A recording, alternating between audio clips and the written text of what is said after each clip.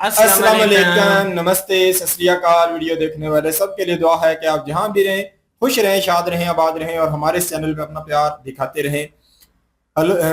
गौरव Arya sir की video लेके आए हैं, देखते हैं इस वीडियो को। इस वीडियो के ऊपर हमारा ओपिनियन अगर आप जानना चाहें तो वीडियो के लास्ट तक बने रहिए। मेरा नाम है नदीम इकबाल जिंजुआ, मेरे साथ हैं Mohammad Sameer Khokhar. So guys let's start.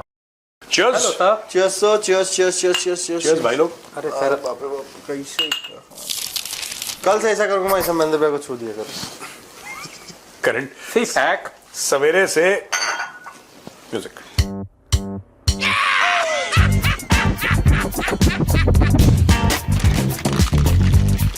Cheers sir. नापाक पलीस लोग हराम में लुथड़े हुए। दोस्तों मैं एक बात बताऊं, सवेरे से क्या है कि स्टैटिक होता है ना, आपको पता ही है स्टैटिक। तो महेंद्र जिसको छू रहे हैं वहां पे करंट लग रहा है। 2 बार तो मुझे शॉक लग चुका है, 2 बार। ये बात है। सर मैंने कंगी कर ली। सर वो क्या होता है कि जो अरे करंट सुनो सुनो 1 मिनट यार। दोस्तों चखने पे चर्चा में आपका बहुत बहुत स्वागत है। हम भी क्या भूल जाते हैं, सॉरी। हाँ ये लीजिए भाई साहब। सर इसमें कटोरी में भी करंट ना आ जाए। नहीं कटोरी में करंट नहीं, कटोरी तो इसकी है ना ये। सर क्या होता है, करंट जो होता है ना प्लस माइनस से होता है। हाँ। तो आपका और मेरा पता नहीं क्या प्लस माइनस हो रहा है, करंट पैदा हो रहा है। हाँ। इससे हम टच हो रहा है, नहीं हो रहा है। दोनों प्लस प्लस है या माइनस माइनस है। 1 मिनट पहले मैं खा लूं।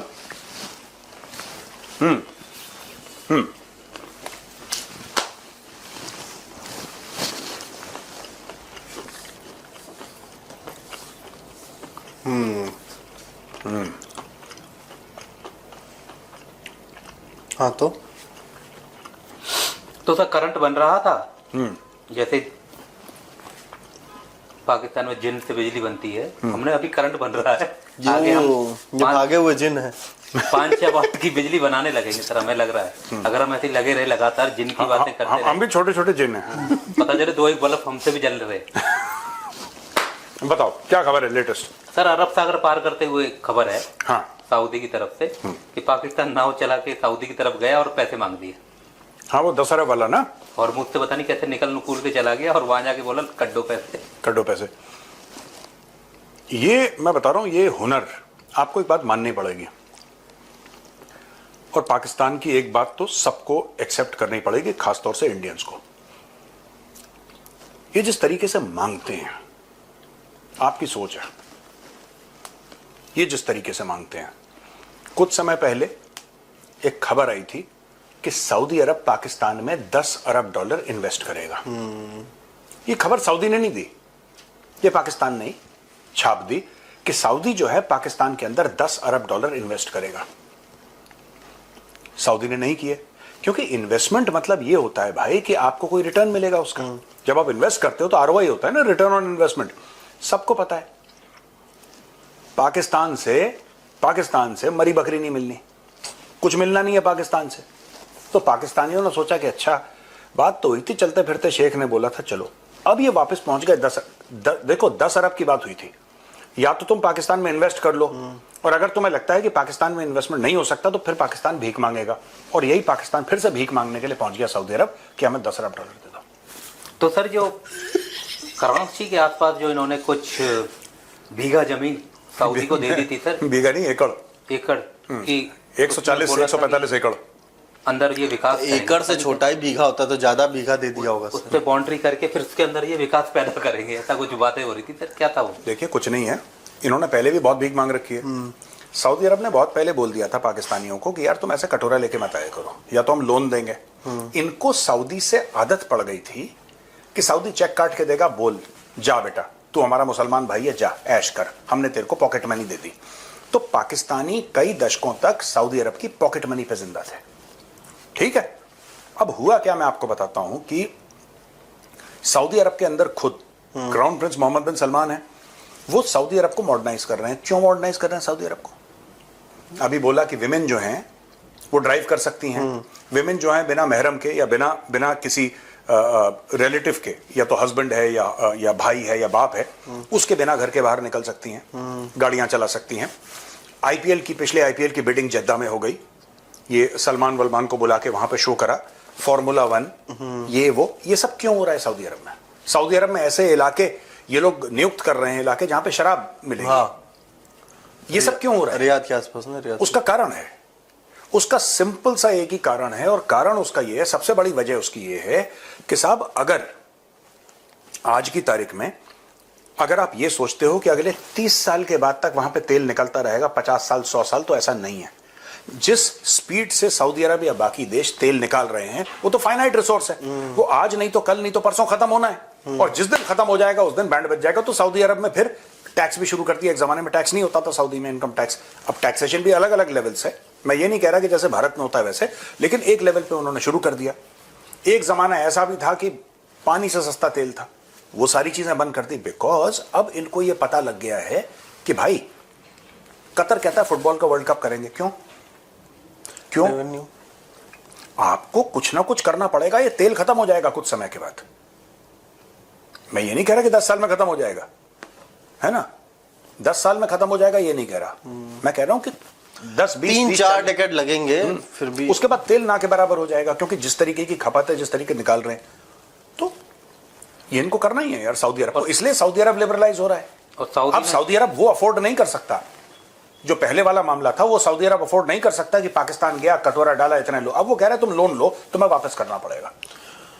यहाँ सर एक और वो हुआ था ना, बेलदारी के पैसे भी दे देता हो, बेलदारी में कट जाएंगे। स्टेडियम बना रहा है वो सऊदी, तो पाकिस्तान कह रहा है कि हम बनवा रहे हैं। ये लेबर भी, लेबरपंथी के लिए वहां पे अटैच हो रहा था। लेबर, राजमिस्त्री, ये सब पाकिस्तान से जाएंगे। मैं एक चीज पाकिस्तानियों से पूछना चाहता हूं, अगर मैं गलत बोल रहा हूं तो कमेंट्स में लिखिएगा कि मेजर साहब आप गलत बात कह रहे हैं। मोहसिन नकवी जाता है सऊदी अरेबिया, हफ्ता 10 दिन रहकर आता है, कहता है कि नहीं जनाब मैं स्टेडियम बनवा रहा हूं। अगर तुम इतने बड़े 30 मार खान हो तो पाकिस्तान में एक भी ढंग का इंटरनेशनल स्टेडियम क्यों नहीं? तुमने अपने मुल्क में बनाया, तुमने अपने मुल्क में बनाया। और मैं पाकिस्तानियों को चैलेंज करता हूं कि पाकिस्तानियों आप फोटो डालो, आप फोटो डालो और आप ये बताओ कि ये जो हमारा, आपका इस्लामाबाद का हो, लाहौर का हो, कराची का हो, कौन सा ऐसा स्टेडियम है जो कि आप कहते हैं वर्ल्ड क्लास है, जिसको देख के दुनिया बोले कि अच्छा यार ये बना दिया देखो पाकिस्तान ने। फिर दुनिया भर को झूठ बोलते हो कि हम सऊदी अरब में स्टेडियम बना रहे हैं। ये कख नहीं कर रहे, इनके पास पैसे नहीं है, ना इनके पास दिमाग है, ना इनके पास टैलेंट है। वाइपर से पानी निकाल, ये जीरो बटन, ये जीरो बटन हिल है, वाइपर से पानी निकालना, और इनके बस का कुछ नहीं है भाई। ये सिर्फ अपनी आवाम को झूठ बोलते हैं। वो अपना डीए बना रहा है वहां पे, दिन की दिहाड़ी अपना डीए बनाएगा वहां पे जाके, और फिर बोलेगा कि नहीं पाकिस्तान हमारे रिश्ते हैं, हम कंसल्टेंसी आपको दे देंगे। अपने कुछ बड़े बड़े जो लेजेंड्स हैं, वसीम अकरम जैसे, या फिर कुछ और जो इनके बड़े बड़े हैं लोग, उनको बोल देगा, क्योंकि सऊदी अरब में तो क्रिकेटर है नहीं, नहीं, लेकिन वो उनको वो कर देगा, फिर पाकिस्तान उसका श्रेय ले लेगा और पाकिस्तान बोलेगा कि भाई हमने ये स्टेडियम बना दिया, बहुत बड़ा है, पाकिस्तान ने बनाया है। पाकिस्तान ने तो सिखाया था अरबों को क्रिकेट खेलना, पैसे अरबों के, जमीन अरबों की, आर्किटेक्ट के पैसे अरब देंगे, डिजाइन अरब अप्रूव करेंगे। तुम करने क्या गए हो वहां पे? वही मैं कह रहा हूं कि अगर तुम इतने बड़े 30 मार खान हो कि तुम क्रिकेट का स्टेडियम बना रहे हो सऊदी अरब में, तो उसके पहले हमें बना के एक बार दिखा दो पाकिस्तान के अंदर कि ये इंटरनेशनल स्टेडियम है। इतने लद्दड़ इनके स्टेडियम है, इतने घटिया स्टेडियम है पाकिस्तानियों के, देयर आर नो फैसिलिटीज। एक बार आदमी बैठ गया, और अगर T20 का मैच है 3 घंटे चलता है, ठीक है भाई साहब, टॉयलेट इतनी दूर है कि आप ये बोलेंगे कि कब आएगा आखिरी ओवर। सर बहुत ही बुरे इसीलिए तो सर देखिए इस पे मैं कहूंगा they consider all these things, they are very considerable. वो करते हैं, वो कोशिश करते हैं, कहते आएगा ही नहीं कोई स्टेडियम में। नहीं, आदमी रोक के रखा है भाई। तो इसीलिए तो आने ही नहीं देते ना कि PSL के मैच देखने मत आओ स्टेडियम में, तुम लोग हाँ, जा नहीं पाओगे तुम लोग। हाँ जी, और बताइए, मैं तो खा रहा हूँ। तो क्रिकेट का सर आपने नाम लिया ना सर, इस बार की PSL में हुआ भी था ना, किसी एक इनकी टीम थी, पता नहीं कौन सी, लाहौरी और कौन सी, और लाल कलर की ड्रेस थी, तो बॉडी लाल कर दी उन्होंने घिस घिस के। ये क्या, व्हाइट बॉल लाल हो गई, कलर छोड़ दी थी, व्हाइट बॉल पिंक हो गई। पिंक कह रहे नहीं वो तो इधर उधर लग गई होगी बोर्ड में। कह रहा भाई ऐसे कैसे होता है। सर वो क्या नाम है, बुलेट शॉटिंग पत्रकार जो है इनका, हामिद मीर है, हामिद मीर, हाँ हामिद मीर है, बुलेट शॉट पत्रकार कहता हूँ ना उसको। तो भाई ने बोला है ना कि यही सऊदी वाले की बात होती, तो कि भाई ने बोला कि अब तो पाकिस्तान उस पे फंस गया है, हाँ। 2 नाव पे चढ़ गया है, कि अगर सऊदी पे हमला होता है तो वो शामिल हो कि ना हो, कि वो ईरान का साथ दे, क्या करेगा। फिर वो ये भी कह दे रहा है कि समझो कि सऊदी पे हमला मत करो, हम पाकिस्तानी खड़े हैं वहां पे, हमको लग जाएगी।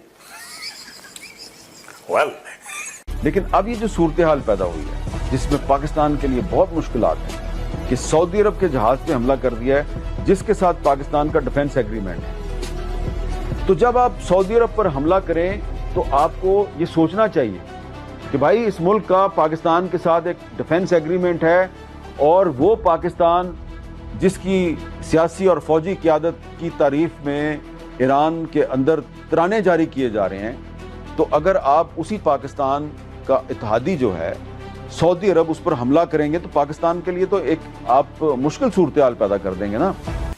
अभी भी तो सर खुद का चैनल पापा 15 दिन मिसाइल मत मारना पापा। 15 दिन के लिए चैनल बंद हो गया था, ये भाई फिर बंद करवाएगा। हाँ। वो बहुत अच्छा बंदा है सर, ऐसी बात नहीं है। हाँ। चैनल कुछ और कारणों से बंद हुआ था सर, आप बताएं आप। नहीं बस मैं सिर्फ ये कह रहा हूँ कि देखो यार, आप जो कह रहे हो ना कि ये क्यों कर रहे हो, क्यों लड़ रहे हो, पाकिस्तान हर समय एक इस्लामिक एंगल ढूंढ के ये अपना फायदा देखता है। पाकिस्तान के लिए जो इस्लाम है या मजहब है वो उनके लिए एटीएम है, ये उसमें अपना कार्ड डालते हैं और पैसा विड्रॉ करते हैं। अब छोटी सी बात बताओ, कितनी बार पाकिस्तानी सऊदी अरब जा चुके हैं? जब नवाज शरीफ को निकाला था परवेज मुशर्रफ ने तो 10 साल जद्दा में रहा था वो, 10 साल जद्दा में रहा था। हर समय ये जाते हैं, हर समय ये सऊदी अरब जाते हैं। ठीक है, इनकी मर्जी है यार, सऊदी अरब जाएं, दिन में 50 बार जाएं, सानू की वहीं पे प्लॉट लेके सेटल हो जाओ, हमें क्या। मैं आपको बताता हूं इशू सबसे बड़ा, ये कितनी बार ईरान गए हैं। ये जो अमेरिका ने भेजा है, अमेरिका की गुलामी करने के लिए जब गए आसिम मुनीर वगैरह, मैं ये जानना चाह रहा हूं, पाकिस्तानियों ये पूछ रहा हूं तुमसे कि पिछले 40 साल में कितनी बार पाकिस्तान का कोई आर्मी चीफ या पाकिस्तान का प्रधानमंत्री या पाकिस्तान का राष्ट्रपति जो प्रेसिडेंट है, प्राइम मिनिस्टर है, कितनी बार ईरान गए हैं और उसके मुकाबले में कितनी बार ये सऊदी अरब गए हैं। ये जो ईरान गए हैं ये अमेरिका के कहने पर गए हैं, इनको ईरान से 2 रुपए का फर्क नहीं पड़ता। जो आज कहते हैं ना ये लोग कि हम ईरानियों के साथ खड़े हैं, अगर तुम ईरान के साथ खड़े हो तो तुम ये बता दो कि तुम लोग कब गए थे ईरान। ये 1-2 बार से ज्यादा नहीं गए। और सऊदी अरब भिखारी के बच्चे हर रोज पहुंचे रहते हैं, कोई ना कोई इनका डेलीगेशन सऊदी अरब में रहेगा। क्यों नहीं जाते वहां पे? ईरान बोलो ना, ईरान क्यों नहीं गई है? अभी तो लड़ाई शुरू हो गई 28 फरवरी के बाद, उसके पहले कितनी बार गए जरा बताओ, कब कब गए और कब कब इन्होंने ईरानियों को बोला कि नहीं आपको आना पड़ेगा। इनके और ईरान के बीच में तो बहस चल रही थी। ईरान ने बोला कि 18 अरब डॉलर का तुम्हारे ऊपर केस कर देंगे। हाँ, पाइपलाइन वाला। और जब ये फाइट शुरू हुई थी सर, हाँ। जब इन्हें ईरान नहीं जाना था, अमेरिका से ऑर्डर नहीं आया था, तब ये मुनीरवा ने बोला था कि जिसको ईरान से प्रेम है, कुछ मौलाना इकट्ठे होके गए थे, तो शिया मौलानाओं को बोला कि जिसको ईरान से मोहब्बत है ईरान जाए, वो निकलो यहां से, ईरान चले जाओ। मैं बता रहा हूं ये अमेरिका, ये जो नया नया प्यार पैदा हुआ है ना ईरान के लिए, ये पैदा किया गया है अमेरिकन डॉलर्स की वजह से कि तुम जाके बिचौलिए बनो, जो कि डॉक्टर जयशंकर ने साफ तौर पे बोल दिया कि दलाल हैं ये लोग।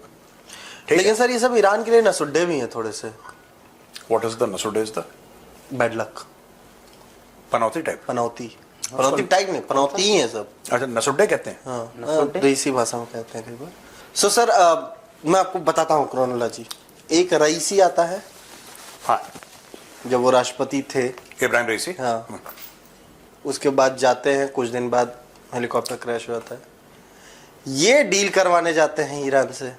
कौन? पाकिस्तानी। हाँ, तब तक खमेनेई को ठोक दिया जाता है। ये हैं सर, अभी गए हैं सब खमेनेई के अंतिम संस्कार में, तो बंदर अब्बास उड़ा दिया इन्होंने। ये कुछ है, इनका नसुडपना है पाकिस्तानियों का। पक्का होगा।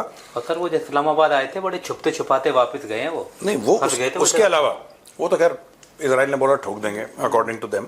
पर मैं एक बात बोलना चाहता हूं आपको, let's be very very clear.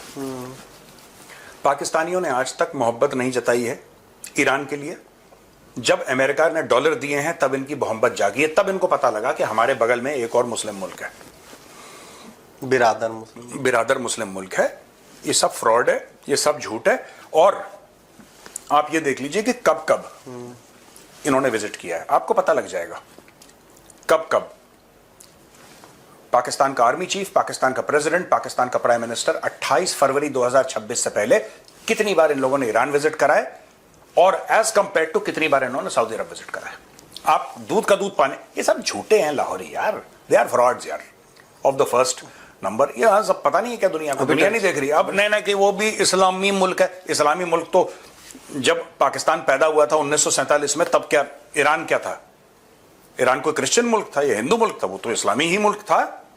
अब इनको ईरान का इस्लाम समझ में आ गया, क्योंकि अब दो कारण है। एक तो अमेरिका ने पैसे दिए और इनको लग रहा है कि 300 अरब डॉलर इनके पास आएंगे तो हमें भी कुछ मिल जाएगा। सर अमेरिका से डील और पाकिस्तान के विजिट का क्रोनोलॉजी तो और अभी भी दिख रही है सर। हाँ, मुन्नू अभी तुर्की में है सर। हाँ, तुर्की में। देखो वो मांगने गया है, कह रहा है 400 दे दो। मैं बता रहा हूं कि वो मांगने गया है। वो मांगने गया है क्योंकि पाकिस्तानी, देखो आपको एक बात अप्रिशिएट करनी पड़ेगी, जहां से कुछ ना मिले, जहां से उम्मीद ना हो ना, वो जाते नहीं वहां पे। 1% उम्मीद, दरवाजा इतना सा खुला, वो पैर अपना उड़ा देते हैं मांगने के लिए। ठीक है, ये इन्होंने चूरन एक बांटा है इस्लामिक नेटो का। ये चूरन बांटा है पाकिस्तानियों ने सबको कि इस्लामिक नेटो बन रहा है, इस्लामिक नेटो बन रहा है। पाकिस्तानी हो, देखो सुनो, आज की तारीख में ईरान जो है ना, ईरान, एक बात ध्यान रखना, ईरान, आप जो ईरान ने दुनिया को हिलाया है वो न्यूक्लियर की वजह से नहीं हिलाया, वो हॉर्मुज की वजह से हिलाया है। और इसीलिए मैं कहता हूं कि the biggest strength of any country is the economy, not the military. अगर सिर्फ मिलिट्री ही स्ट्रेंथ होती तो नॉर्थ कोरिया एक सुपर पावर होता। No doubt. ठीक है, the biggest strength of any country, उसका जो नॉलेज बेस है, उसकी जो इकोनॉमी है, ये डिसाइड करते हैं। Military does not decide the overall strength of a country. और ये पाकिस्तानी, फिर वो मुनीर को पिंजड़े में डाल के रखो, ये पाकिस्तान को जितना, वैसे पिंजड़े में ना तो खुला छोड़ो। सपने तो बहुत अच्छे अच्छे आने लगे थे सर इनको, वॉर की शांति को लेकर के। तेल सस्ता हो जाएगा, गैस आने लगी, या तो फ्री होगा या सस्ता होगा। फिर कुछों को सपने आए कि मुनीर को तो इस बार नोबल भी मिल जाएगा। सब धरा रह गया सर, शुरू हो गई फाइट। अब तो पता भी नहीं लग रहा कि होगी भी कि नहीं। वो S-400 वाला जो आप फंसे ना, मैं बता रहा हूँ, मैंने कहीं तो ऐसे पढ़ा भी था और मुझे ऐसा लगता है सर कि नहीं, S-400 नहीं, यूएस की डील हो रही ना कि हटा दो तो सीधा डॉलर मांगेंगे वो। मैं आपको बात बताता हूँ, जब ये खबर आई ना कि ईरान को 300 अरब डॉलर मिल रहे हैं, इन्होंने ईरान को अपना बाप बना लिया पाकिस्तानियों ने। अब सारे पाकिस्तानी, जो शिजरा होता है ना, फैमिली ट्री, सारे अपना शिजरा देखने लगे कि हमारे भी बाप दादा ईरान से आए थे। कभी इनके बाप दादा मंगोलिया से आ जाते हैं, कभी इनके बाप दादा अरब से आ जाते हैं, कभी इनके बाप दादा कहीं से आ जाते हैं। अचानक सारे पाकिस्तानियों के जो बाप दादा थे वो ईरान से आए। ठीक है, ईरान को ये पता लगा, ईरान को जब ये पता लगा कि सारे पाकिस्तानी, अब वो जो पैसा हमारे पास है नहीं, गांव बसानी भिखारी पहले आ गए, ईरान को लगा डर। ईरान ने बोला छड्डो सीज फायर, पैसे बाद में आएंगे, पहले तो ये लुटेरे ले जाएंगे, चोर ले जाएंगे लाहौरी। उसने बोला मारो बम। यहीं पे लड़ाई शुरू हो गई, सीज फायर टूट गया, घुस गए 300 अरब डॉलर। ये स्टोरी। और बताओ, और कुछ स्टोरी है क्या? बैठे बैठे नुकसान हो गया। बैठे बैठे नुकसान हो गया। वो है ना सर एक, कौन? सर और क्या लेंगे? उसने कहा मुझे इतने BHK का फ्लैट चाहिए। सर क्या बात कर दिया ना मेरा नुकसान। अच्छा है ना सर वो अपना ईरान के साथ, मतलब पाकिस्तान को बोला 300 करोड़ डॉलर मिलेंगे। ठीक है। सब बातचीत हुई, बोला अब तो शांति मांगो। तेरा हो गया ना बैठे बैठे 300 करोड़ का। बोला क्यों महंगाई हो रही है? 300 का तो उधर ही घाटा लगा, कल ही लगा। सर अभी एक न्यूज आई है सर, ये जो शोएब अख्तर और ये तमाम ऐसे मोहम्मद आसिफ और ये सब आते थे इंडिया, हाँ, उस टाइप में इनकी भी सर ड्रग्स वो था कि मतलब ड्रग्स ये ले सकते हैं, ये करते थे ड्रग्स। और एक कोई कोच था, क्या नाम था उसका भैया? एक कोच था सर इनका, बॉब वुलमर। तो डेथ हो गई बॉब वुलमर की। डेथ हुई थी सर उसने 2007 में। अपोज किया था सर इस ड्रग, उसका क्या ड्रग्स क्यों लेते हैं पाकिस्तानी टीम का। उसके बाद वो होटल अपने रूम में जो है वो मृत पाए गए और बोला गया कि हार्ट अटैक से मौत हुई है, और वो इस वाले केस में था और दवा दिया गया वो। ये ANI के स्मिथर्स पॉडकास्ट ना, I think it was there in Smithers podcast ना। Yes sir. हाँ, मैंने थोड़े उसके एक्सेप्ट देखे, बड़ा वायरल हो रहा है ये बहुत वायरल हो रहा है। तो मुझे, मैंने उसमें वो रील में देखा, तो मैंने पूरा RVS मनी सर का पॉडकास्ट है। RVS मनी सर है sir, farmer under secretary of MHA। ठीक है, उनके पॉडकास्ट में उन्होंने ये बात बताई। जड़ी बूटियों का ही कमाल तो नहीं था सर 162 स्पीड, क्योंकि आज तक कोई पहुंचा नहीं और जड़ी बूटी बैन भी हो गई है, अब इतना टाइट हो गया मामला। देखो यार, मैं सॉरी, मैं ये बात मानता हूं कि सब्सक्राइबर डांटेंगे मुझे जब खाते वक्त मैं बोला करिए सॉरी। हाँ, मैं ये मानता हूं कि शोएब अख्तर जेन्युइनली टैलेंटेड, उस आदमी का भौकाल था, ये कोई डिनाई नहीं कर सकता। अभी ड्रग वाला एंगल, ये रिक्रिएशन ड्रग हैं, ये परफॉर्मेंस एनहांसिंग ड्रग तो नहीं होते, वो तो स्टेरॉइड होते हैं। ये जो बात कर रहे हैं रिक्रिएशनल ड्रग की, मतलब मुझे नहीं पता, I don't have any knowledge, but जैसे होगा ना लोग चरस लेते हैं, गांजा लेते हैं, कोकेन लेते हैं, वो सेपरेट चीज है। पर ये कह रहे हैं कि इसके ऊपर कुछ केस वेस भी होता है, इंक्वायरी भी हुई थी, तो जाहिर सी बात है फिर कागज भी होंगे, आने चाहिए बाहर। पता नहीं क्या है, मुझे आई डोंट नो यार। तभी तो सर कुछ लोगों के पेट में पीड़ा उत्पन्न होती है। क्या पाकिस्तान भारत में आने जाने चाहिए गायक खिलाड़ी, क्योंकि चार पैसे सभी के कमरे थे। हाँ, पता नहीं कौन क्या ला रहा है। हाँ सर, क्यों नहीं था, है ना? इतने जो गहरे गहरे इनके रिश्ते थे, वो क्या था, यही था। हाँ। बड़े नामों के पीछे और चार पैसे कमा रहे थे ये लोग। हाँ, देश से कोई लेना देना नहीं है। और बताओ, और कोई खबर? हाँ, ईरान जाने की खबर की बातचीत हो रही थी। ये रिजवान करके एक जर्नलिस्ट है पाकिस्तान का। कौन है भैया? है रिजवान कोई? अच्छा, एक्स रिजवान। हाँ बताओ। बोल रहा था, क्या लिख रहा था? भाई ने बोला है कि ये जो ईरानी है, हाँ, धोखेबाज है। ईरानी धोखेबाज है? हाँ, कह रहा है कि हमने उनकी पीस डील में मदद की, हमने सब किया, लेकिन ये अंदर अंदर सनातन धर्म को मानते हैं, उससे मोहब्बत करते हैं, इसीलिए इन्होंने हिंदुस्तानियों को उस पूरे प्रोसेशन वाले उसमें इनवाइट किया था। ये ईरान ही है और ये पासदाराने इनकलाब ही हैं जो सनातन धर्म के मानने वालों की मोहब्बत में मरे जाते हैं। और जंग के दौरान जब हम इनकी सुलह करवा रहे थे, इनकी जान बचवा रहे थे, उस वक्त भी ये भारत की बगल में घुसने से बात नहीं आए। और बगल कौन सी जगह का नाम है वो आपको पता है, ठीक है? ये फिर जाके उनकी बगल में घुसे हुए थे। जब हमारी भारत से जंग जारी थी, ये जंग के दौरान जाके भारत से मुआहदे करते फिर रहे थे। ये ईरानी इतने जो हैं वो अक्लमंद हैं, मतलब के जो तोता चश्म है या खुद गर्ज हैं, ये अपने माली मफादात को इतना अजीज रखते हैं। सोने का बछड़ा थे कि तो ऐसी ना जी। हाँ, इसको छोड़ो, ये पता नहीं कोई ऐसे पागल का बच्चा है, फुप्पो की लड़की और मामा के लड़के की शादी का भी हो जाता है ना पाकिस्तान में। ये सब वो है, ये this is a low IQ thing. I don't think we should. Low IQ, खैर पाकिस्तान से लो आईक्यू निकलता है। एक सैंडक कॉपर गोल्ड प्रोजेक्ट था सर, चाइनीज ओन्ड। हाँ, बलूचिस्तान में। I know. ये बंद कर रहे हैं सर, अब कह रहे हैं कि अब नहीं झेल पाएंगे इन पाकिस्तान। क्यों? फाइनेंशियल नुकसान हो रहा है इनको बहुत ज्यादा सर। सिक्योरिटी का थ्रेट? सिक्योरिटी के थ्रेट बलूचिस्तान में है, मतलब बलूचिस्तान कह दिया तो सर चाइनीज को तो घूस भी इन लोगों को देना ही पड़ रहा होगा कि घर से मॉल जाना है तो घूस दो।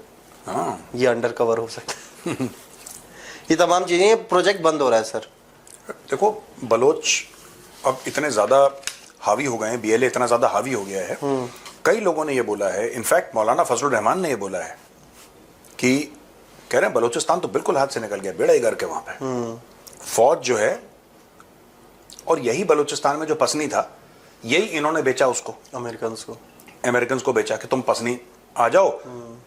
मुझे ये समझ में नहीं आ रहा है, कॉपर यहां पे निकाल रहे हैं और ये वेटर बन के गया है आसिम मुनीर व्हाइट हाउस। निकलवा के अमेरिका को वो कह रहा है कि ये जो पत्थर हैं, सुनो तो, अरे यार सुनो तो, ये कह रहा है जो पत्थर हैं ये रेयर अर्थ हैं। अब डोनाल्ड ट्रंप को नहीं समझ में आया, पता नहीं कांच की क्या टुकड़ा रखा है, उसने बोला वेरी गुड, हम लोग करेंगे। 1 साल पहले की बात है ये, 1 साल पहले की बात है। ये लोग गए व्हाइट हाउस, उन्होंने पूरा दिखाया, 2 इमेजेस दिखाई जरा एडिटर साहब स्क्रीन पे, और सब हो गया। उसके बाद एंड में ये पता लगता है डोनाल्ड ट्रंप ने बोला कि बस पाकिस्तान में तेल भी निकल गया। डोनाल्ड ट्रंप की अनाउंसमेंट है, आप ये जितने भी मैं बोल रहा हूं सबका प्रूफ दिखाइए, एडिटर साहब को बोलना कि प्रूफ दिखाएंगे। डोनाल्ड ट्रंप ने बोला कि भाई पाकिस्तान से तेल निकल रहा है और एक दिन इंडिया भी ये तेल खरीदेगा पाकिस्तान से, और पाकिस्तानी पागल हो गए। और इंडिया में कितना ही सस्ता होगा सर, यहीं से तो लाना है, यहीं से तो लाना बगल से, बस हम लोग जाएंगे वहां पे बाल्टी से तेल ले आएंगे, बस काम। अच्छा, डोनाल्ड ट्रंप ने बोल दिया, पाकिस्तानी खुश हो गए।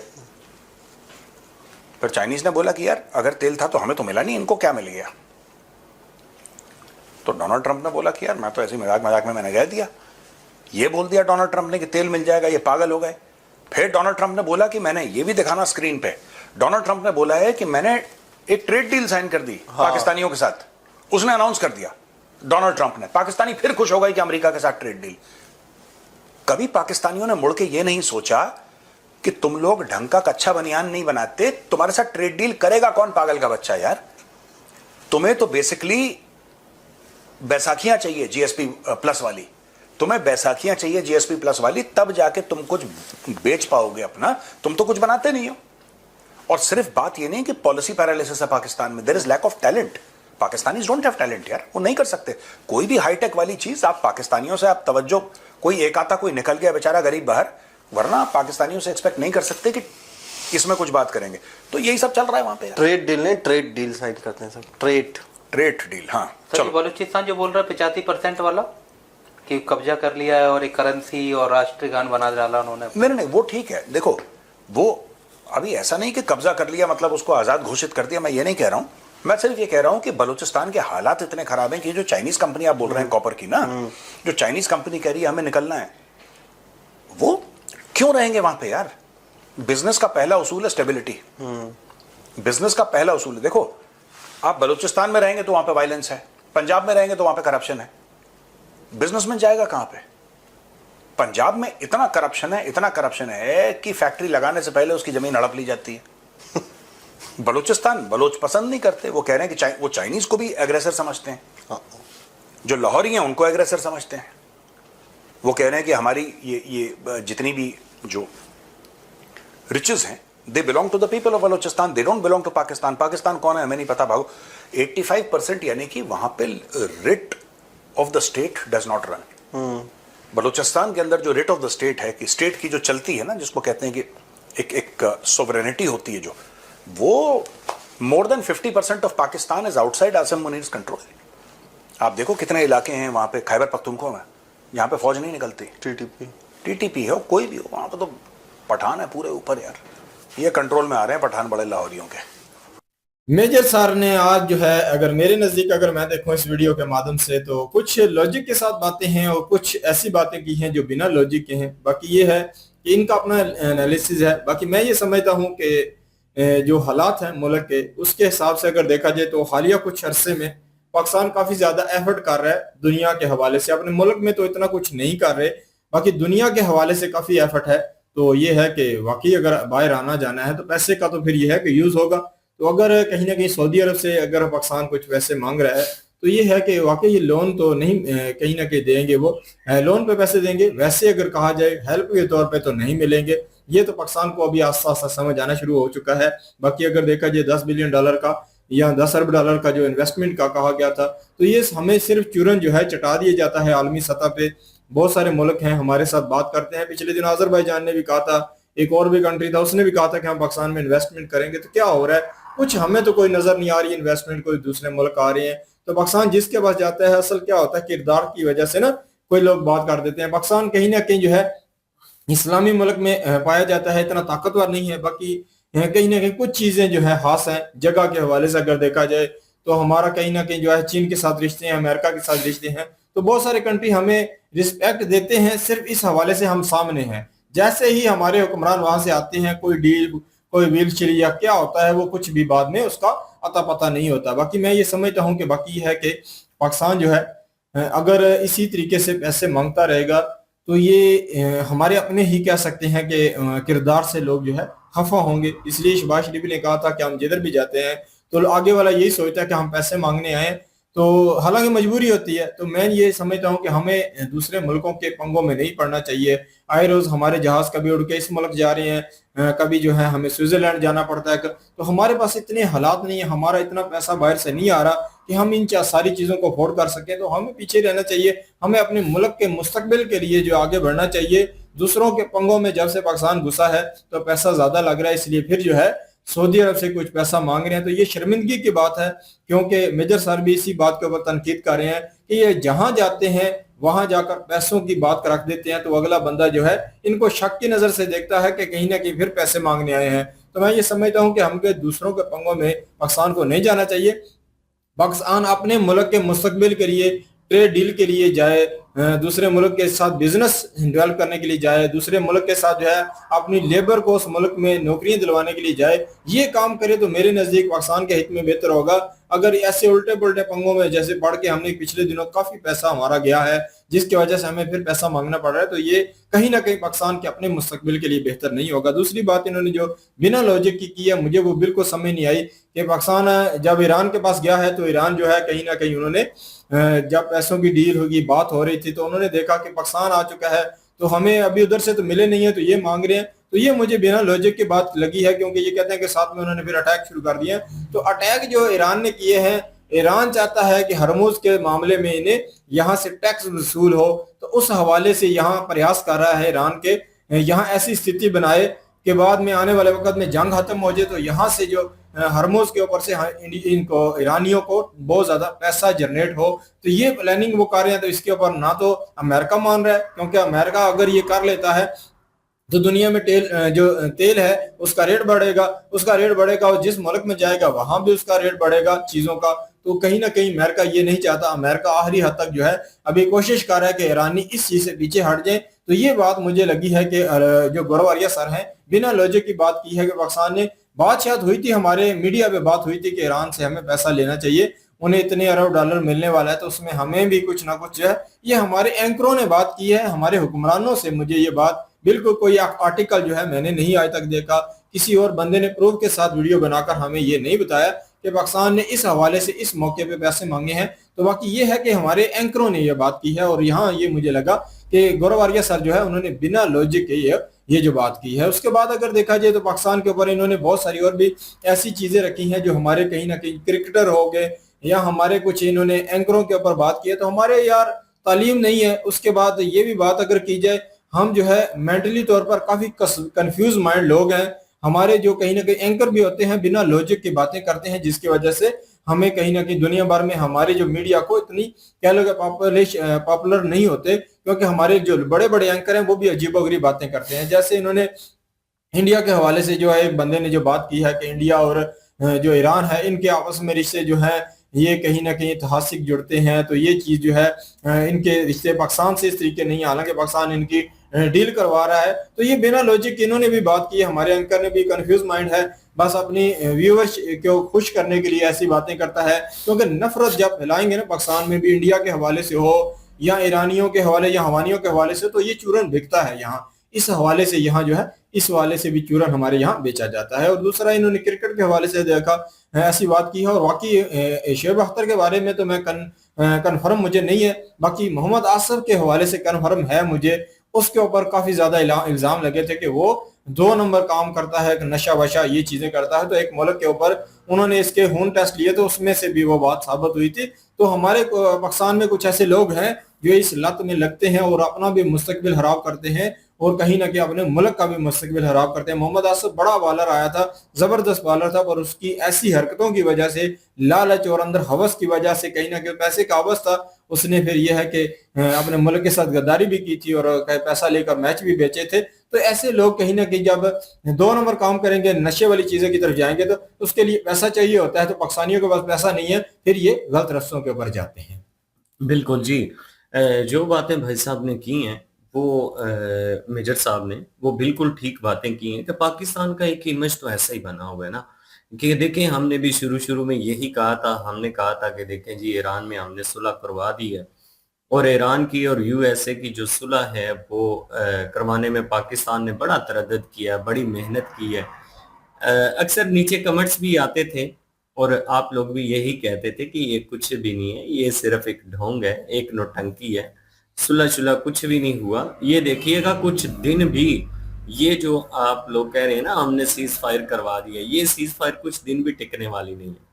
वही हुआ है जी, देख लें कि ईरान की तरफ से हमले कर दिए गए हैं, और जो इन्होंने बात की है ना कि ईरान को ये लगा कि पाकिस्तान पैसे मांगेगा तो हम हमला करके तो सीज फायर, ये चीज नहीं है। वो ऐसे उन्होंने मजाक में कहा है, क्योंकि ईरान अपना नुकसान तो कभी भी नहीं करेगा ना। ईरान को पता है कि भाई $300 बिलियन, उसके बाद फॉरेन रिजर्व जो थे वो भी इनको मिल जाने थे, और भी काफी ज्यादा जो मुज़ाकरात इनके होने जा रहे थे, स्टेट ऑफ हार्मोज को लेकर भी मुज़ाकरात थे, उसके बाद पाबंदियां ईरान के ऊपर जो लगी हुई थी वो खत्म होने जा रही थी। ईरान को फुल आज़ादी मिल जानी थी, अपनी मर्जी से पेट्रोलियम मसनूआत दुनिया में भेजता और पैसा कमाता, लेकिन ईरान से मिस्टेक हुआ। और मैं पिछले दिनों में वैसे ये बात एक सुन रहा था, आप लोग भी जरूर बताइएगा इसके ऊपर आपका क्या कहना है। तो दो चार लोग बैठे हुए थे तो वो बात कर रहे थे, तो एक बंदे ने कहा कि ईरान ने ये बड़ी बेवकूफ़ी की है। मैंने भी कहा, मैंने कहा बहुत बेवकूफ़ी की है कि मुज़ाकरात जो है बिल्कुल किनारे पे पहुंच चुके थे कि ईरान ने हमला कर दिया। तो उसने कहा नहीं, ईरान ने बेवकूफ़ी की नहीं है, ईरान से बेवकूफ़ी करवाई गई है। मतलब कि ये यूएसए और इजराइल की चाल थी और उन्होंने जितनी हद तक उनको सीज फायर चाहिए था, वो लिमिट उनको चाहिए था, वो टाइम पूरा हो गया। उसके बाद उन्होंने स्थिति इस तरह की पैदा कर दी थी, कहते कि ईरान की तरफ से हमला करना पड़ा। मैंने कहा ये कैसे मुमकिन है जी? उन्होंने कहा है कि ईरान की तरफ से लाउडली ऐलान किए गए हैं कि ये जहाज जो इस तरफ आ रहे हैं ये इस साइड पे ना आए, यहाँ पे जो बारूदी सुरंगें हैं वो बिछाई गई हैं, लेकिन फिर भी वो लगातार जो थे वो आ रहे थे। और कहा यह जाता है जी कि ईरान की तरफ से हमला किया नहीं गया, ईरान से हमला ये करवाया गया ताकि ईरान की कमर जो है ना वो कह लें कि थोड़ी रेस्ट ली है इसराइल ने और यूएसए ने, और किसी कारण ही ली होगी। वो बड़े तेज लोग हैं, हमारी सोच से बहुत आगे हैं, वो रेस्ट टाइम पूरा हुआ उनका तो उन्होंने ईरान को देख लें कि आगे से दुगना फेंटा है। अब ईरान का इंफ्रास्ट्रक्चर जो है ना उसको उन्होंने तबाह करना शुरू कर दिया है। ईरान का बड़ा लेन देन था चाइना के साथ, वो उसका एक रेलवे ट्रैक है, उस रेलवे ट्रैक के माध्यम से चाइना से काफी ज्यादा उसको हेल्प मिल रहा था, हर तरह से हेल्प मिल रहा था, वेपन्स भी मिल रहे थे, खाने पीने की अशिया भी मिल रही थी, जिसकी वजह से वो मैनेज कर रहा था। क्योंकि चाइना भी यही चाहता है कि यूएसए का कोई, जाहिर सी बात है जी कि कोई ऐसा बंदा हो जिसको प्रॉक्सी की तौर पर चाइना यूज कर सके। तो ईरान उसकी प्रॉक्सी बन गई थी, चाइना को मौका मिल गया था यूएसए को नीचा दिखाने का और यूएसए की कमर तोड़ने का। चाइना ने काफी जोर लगाया और यूएसए ने यहाँ पे समझदारी की, थोड़ा टाइम लिया। टाइम लेने के बाद आप देख लें कि वो जो लाइन थी जहां से आमदोरफ्त शुरू थी, जहां से कह लें कि सारा सामान जो है वो ईरान को मिल रहा था, सबसे पहले उसी के ऊपर अटैक किया और उसका वो रास्ता जो है ना वो तोड़ दिया। अब वो रास्ता भी ब्लॉक हो गया।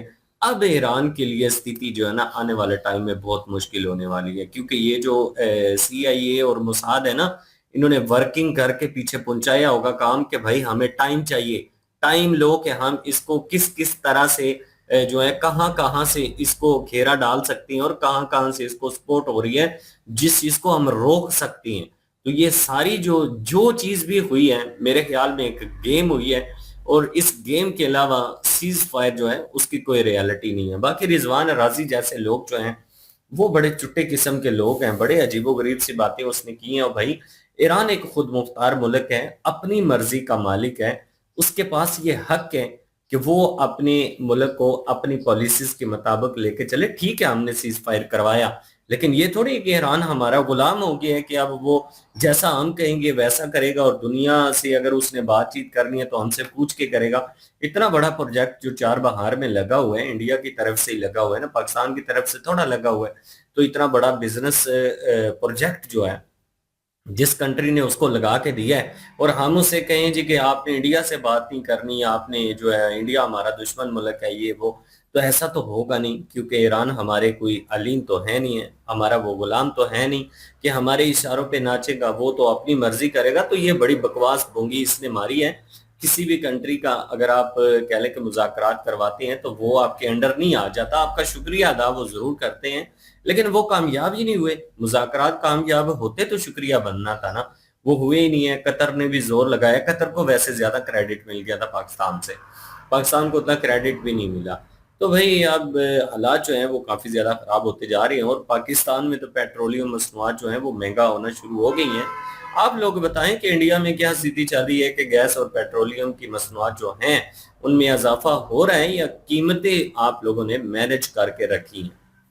बिल्कुल। और चाबहार के ऊपर पोर्ट के ऊपर भी बात इन्होंने की है कि पाकिस्तान में इसका कहीं ना कहीं इनको पाकिस्तान के ऊपर इल्जाम लगा रहे थे, पर यह है कि चाबहार के ऊपर जो है मैंने देखा है, प्रशांत अवन सर की वीडियो देखी है, वो बता रहे हैं कि जो अमेरिका है वो चाबहार और जितने भी बड़े बड़े पोर्ट हैं इन सबको भी नष्ट करता जा रहा है। तो ये अमेरिका ने सिर्फ वाकई टाइम लिया, समीर भाई की बात मुझे सही लगती है, वो टाइम लेकर तो वो मिसाइल शायद दोबारा बना लिए हैं और अभी ईरान के बड़े बड़े पोर्ट, बड़े बड़े उनके जो कह सकते हैं कि ऐसी जगह हैं, उन सबको हिट कर रहे हैं। तो ये अमेरिका की अपनी साजिश थी जिसमें वो आप जो है काम उसने शुरू किया हुआ है। बिल्कुल जी, ये थी आज की वीडियो। इस वीडियो के माध्यम से आप लोगों का क्या कहना है, आप लोग कमेंट सेशन में अपनी राय जरूर दीजिएगा, दुआओं में याद रखिएगा। मिलते हैं नेक्स्ट वीडियो में, तब तक के लिए अल्लाह हाफिज़, पीस।